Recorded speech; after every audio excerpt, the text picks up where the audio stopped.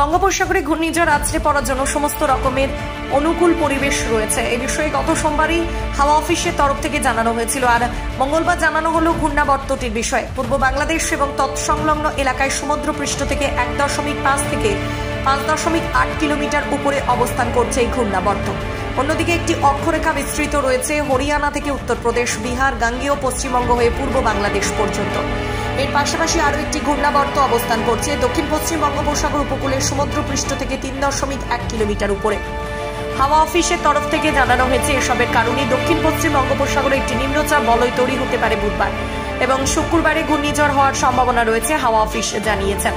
আবহাওয়ার এমন পরিস্থিতিতে মঙ্গলবার থেকেই গাঙ্গেয় পশ্চিমবঙ্গের বিভিন্ন জায়গায় বৃষ্টি শুরু হয়েছে। বুধবার সকাল থেকে দক্ষিণবঙ্গের পশ্চিমের জেলাগুলিতেও শুরু হয়েছে বৃষ্টি। শুক্রবার থেকে বৃষ্টির পরিমাণ অনেকটাই বেড়ে যাবে বলে জানাচ্ছে হাওয়া অফিস। এমনকি শনিবার উপকূলবর্তী জেলা 24 পরগনা ও পূর্ব মেদিনীপুর ভারী বৃষ্টির পূর্বাভাস রয়েছে। বৃষ্টির পরিমাণ থাকতে পারে 7 থেকে 11 সেন্টিমিটার। এর পাশাপাশি ঘন্টায় 40 থেকে 50 কিলোমিটার গতিবেগ ঝড় বইতে পারে। এই পরিস্থিতির কথা মাথায় রেখে মৎস্যজীবীদের শুক্রবার থেকে সমুদ্রে যেতে নিষেধ করা হয়েছে।